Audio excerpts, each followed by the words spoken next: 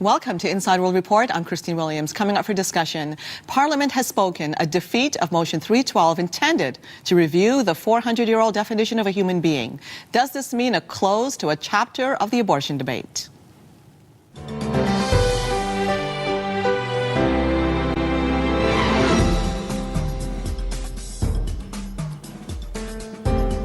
Joining us today, Jack Fonseca, a project manager with Campaign Life Coalition, and Dr. Moira McQueen, director of the Canadian Catholic Bioethics Institute, affiliated with U of T, where she's a professor. Thank you both so much for joining me. Thanks, Christine. Thank you. This debate, the abortion debate, there are two sides to this whole Motion 312. There are those that insist it is definitely not the abortion debate. It's simply a motion that was put forth in order to raise the issue of a 400-year-old definition of what constitutes a human being. I'd like to start by asking both of you whether you do see it as a part of the abortion debate. I'm going to start with you on this one, Jack. Sure. Well, I think, starting from Stephen Woodworth, the MP who sponsored that motion, he's said from the start, I simply want to start with first principles. This is not about abortion for me. We have a law in the books that says that somehow magically a child in the womb is not a human being until the moment of complete birth, until their little toe has fully exited the birth canal. Then they magically become human. And that's plain wrong. And he says, I simply want us to be intellectually honest and have honest laws. Is there scientific evidence or not? Does it impact the abortion debate? Certainly it does, because once we get to the bottom of that question that yes, the child in the womb is a human being, and we look at the scientific evidence, it will lead us to the question that a human being comes into existence at the time of conception, and therefore it does have implications on abortion, and foreseeably, hopefully, as a pro-lifer, I would hope that would mean that we grant legal protection to children in the womb because they are fully human beings in the fullest sense of the term. Yes. Dr. McQueen. No, I agree, and I do see it as not just let's redefine this law. We don't just go around defining any old law because it happens to be 400 years old. There's a very specific reason for redefining this one, and I applaud Stephen Woodworth for getting as far as he actually has with this. And I do see it as a necessary first step in getting people to see that, well, as many of us have said for decades now, that there is something completely wrong with the way the law is framed by today's terms. 400 years ago, even the way it's framed, a child, we use that word first before we even say human being. You ask any person in the street, what's the status of a child? They'll say, well, of course it's a human being or a person or whatever term we want to use. So even the wording of the law, already begs the question in many ways. So I do see it as very important as a first principle, because the debate really centers around legally and philosophically about what constitutes a human being, because obviously we have some differences about what that actually means, even although I myself have kind of clearly committed to the fact that any being, and that's what comes into being at conception, can only be human, and therefore is a human life that's worthy of protection. Yes.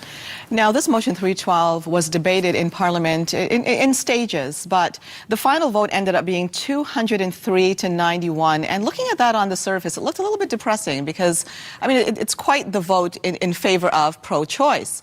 But when you looked at the number breakdown, it was very much along political lines, because half of them that voted actually for the motion belong to the Conservative Party. The others belong to the others. So can you just give us a little bit of a breakdown? Because we were talking about this just before the show on how that breakdown went according to party lines.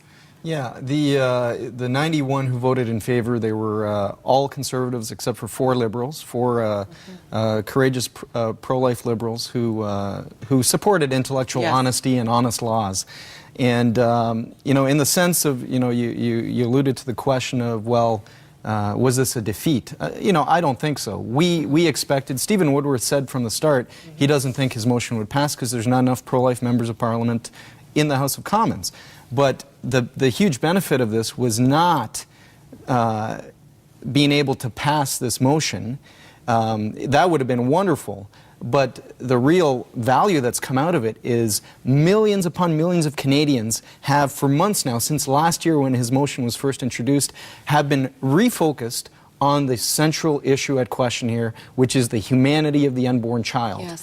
For the first time, I think, in a long time, in many years, maybe decades, the conversation on a national level and around kitchen tables has steered away from the euphemism of choice and focused where it belongs. Is this a human being or is it not? Because if it's a human being, we can't kill her. Yes. Now, the CTV parliamentary correspondent, Craig Oliver, he said something very much along the line of what you just said there, that this entire motion, it started off a debate, or it re-triggered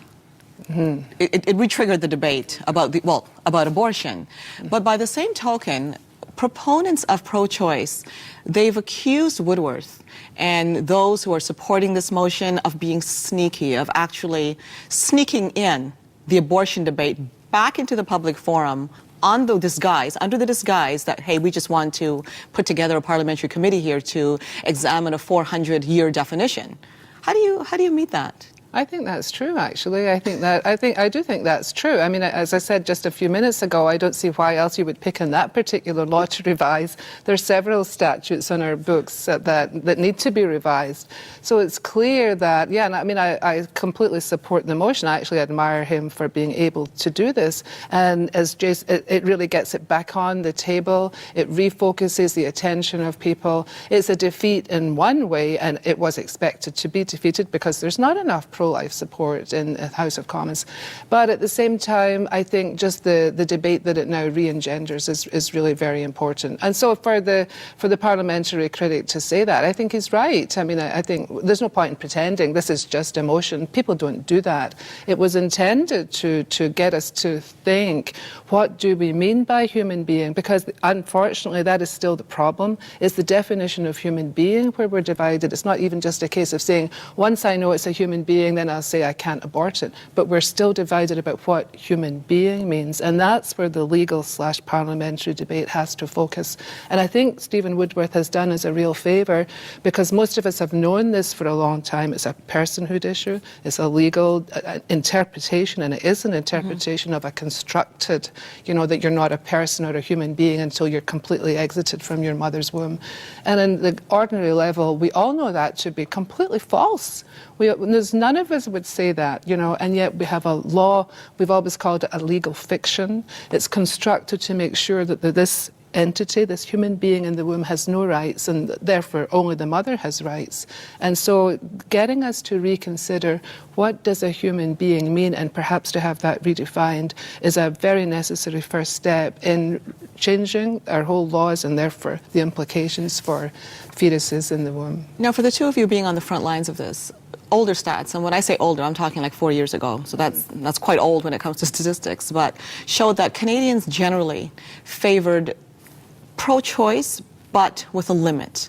Yet, one of the cruelest things is that Canada perhaps remains the only country, or one of the only countries in the world, that has absolutely no cutoff point when it comes to when someone can have an abortion. Are those the recent stats still, that most Canadians prefer some form of abortion, but some kind of a cutoff point at least? There's a problem in labels. And for instance, Bob Ray, right after the vote on Motion 312, he made a stupid statement. He was asked by the reporters, well, what do you think? And he said, well, we voted 2-1 for a woman's right to choose. It outnumbered the yes votes 2-1, and that reflects the Canadian opinion. No, it doesn't. Recent surveys, recent polls have showed that on the question of just generally, do you believe there should be some law to protect children in the womb, to give them legal protection as persons? And 52% in one recent poll, 52% said yes, we need some kind of law, even if they consider themselves to some extent pro-choice. And only 26% said no, no law. So the reverse of what he says is true, and unfortunately, the pro-abortion industry and the pro-abortion industries, MPs, yes, they have control of the mainstream media, and they paint this narrative that's totally out of sync with average Canadians. Average Canadians want legal protection for children in the womb. There's some level of education that needs to continue to go on to make them aware of the full humanity of the child in the womb, and Motion 312 is part of it.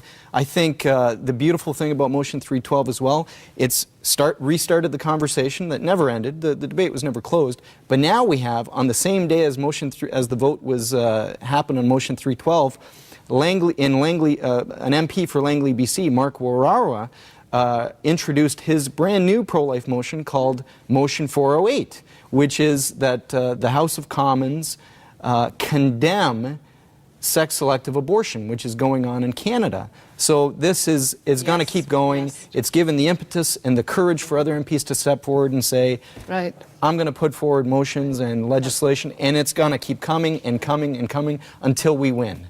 Yeah. Now, it's very interesting that you would mention that sex selection thing, because it's a real double-edged sword there. Because on one hand, the whole abortion debate ends up being about a woman's right. It ends up being a feminist issue. But on the other hand, when it comes to sex selection, it is very anti-woman, because it ends up being a war on females. As well, because it's generally the women. And yes, certain groups were identified coming from countries where it's deemed better to have a boy than a girl. So based on that alone, it ends up being a gender issue. So that's something I want to address too. Is it really... Should it be seen as a woman's right, a woman's issue alone? We're going to go for a break now. We'll return after this. Don't go away.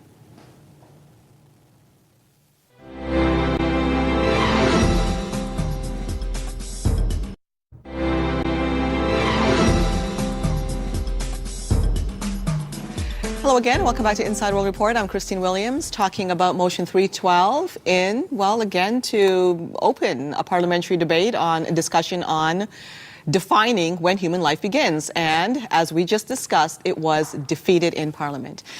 Now we're continuing about the abortion debate, because this is what it leads us straight into. It's been described as a woman's issue. This is my body, this is my right, you don't tell me what to do with it. How do you respond to that, Moira? Well, for a long time, I've just thought this is utter nonsense. I mean, as a woman and as somebody who has kids, I mean, all of us are very clear that this is a totally separate being. So as soon as somebody says it's my body, well, when she's not pregnant, it is her body. So fine, perhaps. But when she's pregnant, it's not just her body. It's very clearly there's two people there. And so the whole question, when people talk about women's rights and completely avoid the issue of the child and the womb's rights, then again, it's just back to that whole question of logic. And so it just seems to me it's all constructed, especially from a feminist point of view, to make sure that the woman is the only one who has rights. It goes totally counter to male-female relationships. It goes totally counter to reproduction. Of course it takes a man and a woman, apart from these other strange constructs these days. But again, everybody knows that there can't be a child without the male contribution, shall we say, which is equal to the woman's. Therefore, the father has equal... If we're talking about rights, and actually I have a problem with framing this whole issue in rights in any event, which is perhaps another matter, but if we're talking even just at the rights level, then to say it's a woman's right completely ignores the fact of, what's apparent and what is this child, what's the child's inheritance, the contribution of genes from each side is equal or there won't be a child. So it's a very strange construct. I use that word a lot because it has to be framed that way to protect women's rights. And now, men are painted a certain way when it comes to this. It's not their body, they have no say. Yeah. But many men, and I've heard from these men, are grieved as a result of their girlfriend, their wife, whoever it is, their partner's decision to have an abortion. Do you think that that's a male issue as well? Like, would you... I mean, this is something that you'll get the ire. I think a feminist, of course, because how dare you? I mean, this is not we're your... used to that, though, and that's beside the point. Forget about the anger. I mean, we just keep having to push towards factual accuracy, which I call truth. But factual accuracy sounds a little bit less, that's a curse word in some So you're saying that men quarters. should have rights. They should have rights there. Men do have rights. Yeah. Men do have rights. From a biological perspective, the new human being, the new embryo, an embryonic human, it takes 23 chromosomes from the mother and 23 chromosomes from the father. So at a genetic level, there's an equal contribution to that new human life. And, as Moira said, from a parenting perspective, there's parental rights as well that have to be considered. And just going back to the question of a woman's choice, that whole slogan, that bumper sticker slogan, that is so false. I mean, I'm all for choice, so long as you don't kill anybody. So it's a question-begging statement to say, well, this is a woman's choice, you can't talk about it. Well, hang on a second. Right. We're all for that, so long as you don't kill anybody. It begs the question, though, what does abortion do? Does it kill someone? Is it a human being? Is it a child? Well, yes, it is. So that kind of a choice, you know, we can't condone as a civilized society that values universal human rights. You know, one thing that you were saying in the break, and again, we hear these things that go on, is that one decision ends up opening the door to sometimes opening a can of worms, like we saw with the whole sex selection thing, which I want to get into. But there's one other thing I want to mention when it comes to the male rights, because according to our laws, once a child is in the picture, a man is actually obligated to pay that child's way. It doesn't matter. I mean, even if it's somebody that's living on the other side of the country, and you never see that person again, once that child is there and that man is proven to be that child's father genetically, that man is on the hook up until a certain age to pay for that child. So it does make you wonder, if it's determined that this child is a human being at a certain stage, whether that also gives males more rights when it comes to... Right, exactly. It would greatly expand, you know, because it expands male these rights, very yes. feminists are probably only too happy to pursue the father, you know, when it's in their interest to do so. But cut That's off the point. the Yes, rights again, yes. which is why I have problem with the rights the whole framework. And then there's the other part of the feminist issue. Where are the feminists when it comes to sex selection? I mean, you're having girls being aborted because they're girls? It's a war on baby girls. I mean, McQueen's magazine, I believe, did a huge story on this a year or so ago. And they called it a war on baby girls. That's exactly what it is. The Canadian Medical Association Journal, the editor, published a study or an article in January in which he called it, you know, a reprehensible human rights violation that's deliberately targeting women, and it's the most extreme form of discrimination against women. And yet you've got pro-abortion, the abortion industry standing up and saying, no, don't talk about it. No, no, no, we can't stop sex-selective abortions. That somehow interferes with a woman's right to choose. So it shows that they don't value women, they value abortion. The abortion industry cares about abortion, not about women. But there's money involved there. Yeah. There's money involved. There's that. But, you know, and I was almost about to say in fairness to feminists, but I'm going to change what I said. But thinking about some feminists, there is actually a spectrum of feminism as well, just as in many other areas. And there are some feminists, and to their credit, and this is a kind of a logic, but I think in fact it's really self-interest. They do have a problem with sex selection abortion. They do condone women's rights, but not all of them are saying sex. And it's for that very reason, because the logics, I mean, again, I don't know how they can hide their heads, you know, the whole time and say, well, we will protect these babies, but not these babies. And yes, you have the right to choose women, but in fact it's restricted in this case. I mean, there is no logic in any of their positions, but I think that lack of logic comes to light here. But again, I'm kind of glad that at least they recognise that there are some babies who should be protected. Obviously, we are saying all babies should be protected. But they're beginning to even see that even within their claim for rights, again, and only the women's rights to choose, there are lurking dangers. And that sort of exposes that. So I'm kind of grateful to the rest of us who are pro-life would have exposed that whole area right from the start. But there are some feminists who they can see it's counterintuitive to be killing babies. Now, I had an opportunity not long ago to interview a lady that chose adoption. I mean, she was really in a destitute position. And in fact, it went so far that she decided to actually hold that child before giving it out for adoption, which was a very difficult decision to make. But she made it. And she said that she's never had any regrets. She has known a lot of people that have had horrible regrets after an abortion, but she's never met someone who decided to carry that child to term, whatever decision they made beyond there, to give it up for adoption, to keep it, that had regrets. So the reality of women being very poor out there, maybe whatever their circumstance is, they accuse pro-lifers as being cruel, as being cold-hearted. Can we go through some of the options? I mean, somebody could be watching that will be thinking, well, here they are talking about pro-life, but what are the options out there to actually help and facilitate the pro-life movement? Well, go ahead. Yeah. Oh, sure. I was going to say, you know, we are the true pro-choice movement. The abortion industry says, your life's going to be ruined, don't do this, have an abortion, and meanwhile, we'll get rich doing it. But we're the true pro-choice movement because we help women to know that, hey, it's not the end of the world. You can parent. We can provide you with pregnancy resource centers to help you make the choice to parent or the choice to adopt, to place your child with a loving family. Your education does not have to end if you're a young woman, a teenager.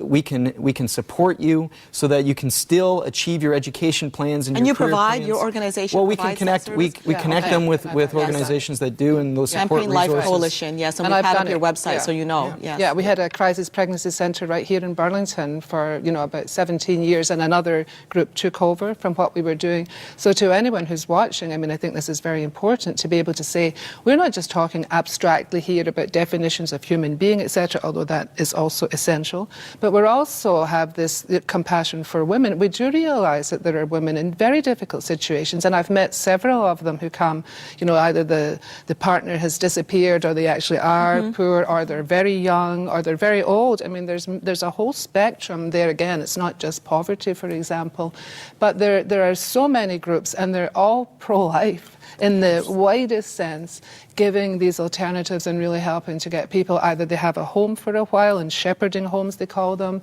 and so many of the religious denominations provide this. So I know from working in the Crisis Pregnancy Centre, very often it was young middle-class girls. They weren't poor, but they were usually too young, and they just didn't want to have that baby. And so they would come actually to get a pregnancy test some of the time just to establish that they were. And the number of times we've been told that the condom broke, which is a whole other area, but this reliance on these external aids is absolutely not right. It doesn't help anybody. But we would counsel them as best we could, and we know that not all of them would go on to have the child. It's not a counselling agency's area to sort of tell them what they must do, but we were there to help. And the number of people who did have their children through our type of service, and we weren't alone in doing this, who would then in years later, come back with the child and say, oh, I've gone back to my nursing career, I had help from this. There are success stories all over the place. And I think we really need to tap into those sometimes to show people that we're not just, anti-choice. You know how people always make it a negative? Yes. But in fact, it's a good word you said, we are the true pro-choice people, as long as it's a good choice, granted, a good moral choice. But we're the ones that are there to help people who decide, when it sometimes looks problematic, that it doesn't have to be. And we really do this. Yes, go ahead. Sorry, and if I can just add in, Moira mentioned the crisis pregnancy centers, which are growing. It's a rapidly growing phenomenon in Canada and the U.S. And if there's anyone watching who someone who's in a crisis pregnancy situation, you can go to our website, campaignlifecoalition.com. On the left navigation bar, there's pregnancy help, and it lists all the crisis pregnancy centers in Canada, and you can get their phone number, email them, contact them. Right. And I'd also like to give an example, a personal example of how we as pro-lifers help women. Jack, I'm going to ask you to hold on for that personal example, because you're going to have to wait till after the break to hear it. Don't go away. We'll welcome back.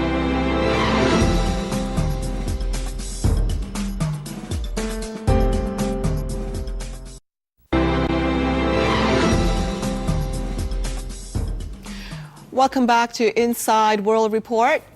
Give us your story quickly there, Jack. Yeah, a 17-year-old girl came to us. She was in extreme fear. She didn't want an abortion, but she was being pressured to do so.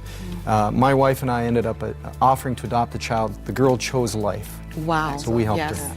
And I'd like to really quick go back to the sex-selective abortion. If there's anyone watching who'd like to support this opposition to sex-selection abortion, we have a petition on our website, campaignlifecoalition.com. Click on petition. So visit that website, and that's the time we have. See you again next time. I'm Christine Williams. Thank you for watching.